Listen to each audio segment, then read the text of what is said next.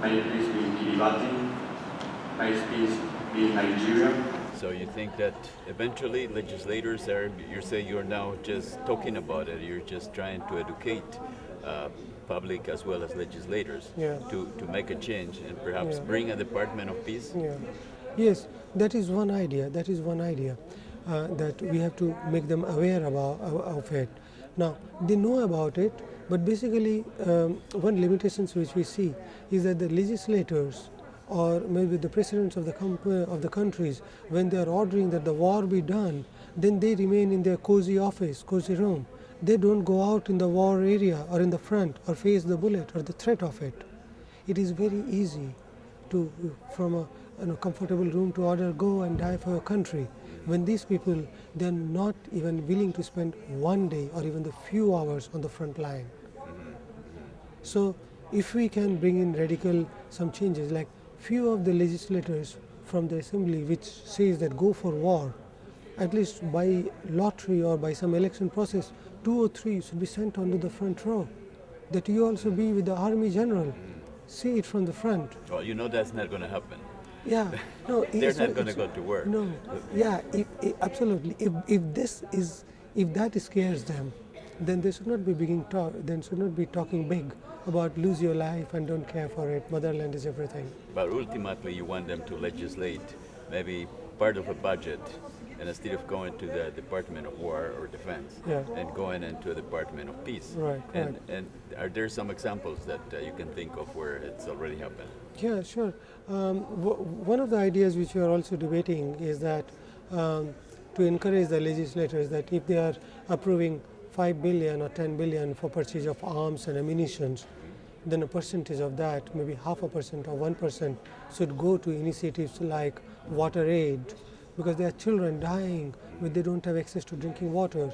The children who don't have access to the essential medicines or maybe to education, they are dying, they're losing out there, and we are spending 1 billion on a fighter plane like Stealth. Well, there is already some legislation or some agreement among countries that is 0.07 of a dollar or a percentage of GDP would go to aid, and some countries are compliant with it. I would like to bring up the example of Bhutan. That's a country which believes in not in GDP, but it says it measures its progress and success by gross happiness in the country. So not gross domestic product, nor per capita income, but per capita happiness. Yeah. Do they have an army? And they measure. They do have a small army, but they try not to be belligerent at all, and they are not army-wise or militarily quite active, and they want to promote this. Now, I'd like to bring another country into example, which is Nepal. Nepal has got created Ministry of Peace and Reconstruction because they have seen the devastation of the conflict in their country and how it has devastated them. So they are not trying to build more of military power, but trying to rebuild themselves. Mm-hmm. So you would agree that perhaps joining international military forces like NATO is counterproductive to peace? No, in case there is just one universal army, then possibly this will support the peace initiative. In a way, all the countries don't have to keep on keeping the army, they don't have to keep on buying the guns, because the more there are guns in the system, the more there is a higher the chance of misuse of it, the risk, and the violence could happen. Mm-hmm. Well, the kings would have said the same thing about democracy. If only one person rules, there is no problem for dissent. And if you have only one army that dominates, the issue would be whose ideology that army follows. Right, and I think for that a lot of groundwork has to be done. But thankfully we have got now international institutions like United Nations, and they need to do work on this, and really the concept of peacekeeping forces should be elaborated, and it should really bring in peace. Do you think that NATO undermines the peace forces from the United Nations? No, I think NATO is more defensive towards EU and EU interests. It's not towards enforcing peace outside of EU. What's EU? EU means European Union. Oh, EU. Yeah, Okay. EU. So I feel NATO is more focused about European Union and North America, but United Nations, the peacekeeping force is more universal and accepted well and considered to be neutral. Right. So they're two separate They're forces. two separate forces and their objectives are different. And you know that when the United Nations does not approve of some mission, then NATO comes in and Yeah. does what the United Nations does not approve it. So Yeah. That's the sad part of it. That's a very sad part of it. I think this morning we were discussing about, is war more profitable than peace? And one of the slides which we had put up there is that, which read, is that so long as there will be profits in the war, there will be no peace. So there are profits in the war. yep. And we have to find a way, United Nations has to deliberate how to take the profits out of war. The moment there will be no profit left, then no one will be interested in participating in the war. Profits from manufacturing weapons, you mean? Because Profit you're from not manufacturing abolishing weapons. the word profit. Like there was another workshop saying the word profit should be abolished, but that's Yeah, not what you're profit. saying. Yeah. Actually, what's happening, that, like, take the example of Iraq. After the war there and now, there are contracts being given on no bid basis.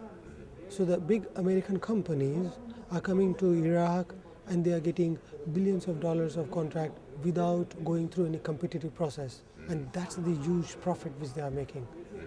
That should be stopped. The country which has been actively participating in the war, that country should not be allowed to be into the rehabilitation process. If that country is being stopped, the country will not have any interest to be participating in the war and causing it and prolong it and create the destruction. They should be just excluded.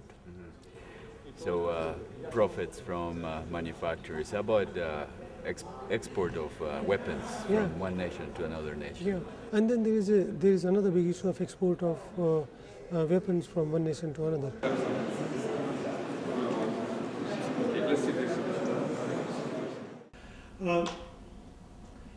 There are two situations in the world, and when you see this diagram which is going around in that there are countries where the conflicts or the wars which are going on are primarily Africa, then Asian countries, Latin America, other countries which are involved in that in conflict. Whereas we see that North America, it has been shown in the diagram, there has been no conflict. If we see in Europe also, Western Europe especially, no conflict. That's true, there have not been no conflict. But if we see the other side of it, the economy of these countries, they have been earning a lot of revenue by exporting arms and ammunitions, be it America, be it from Europe also, some of the leading countries have been doing that. So while they themselves didn't face the conflict, the question and the soul searching question here is that, are they contributing to the conflicts, to the wars, by exporting weapons to all these countries?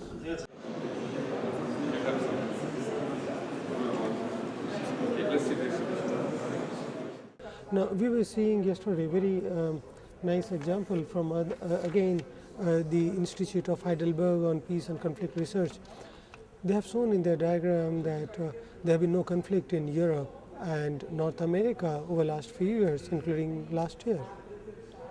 So they have declared them as a peace zones of the world, and whereas South Africa and Latin America and Asia, China, Russia have been all shown as a very conflicted zones, wars happening. But if you go deeper into this, who is supplying weapons to Africa, to Latin America, and this?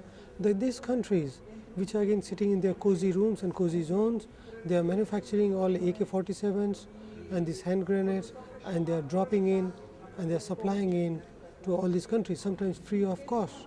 In Libya, expensive AK-47s were dropped from air free of cost on entire Libya almost. In Syria, it was done that. Now anyone can pick up that gun and can try out on anyone else. Maybe on a neighbor who has got a good TV and big car, Why not? So you're saying the European Union and North America, they are not as peaceful as they would like us to believe, because we're manufacturing the weapons and selling at a profit to the third world countries where the conflicts are. Right. Maybe there's a peacefulness in their own soil and country, but what they are acting and the way they are doing and exporting the arms, it's causing unrest. And then sometimes this unrest comes back to their own country and their own soil.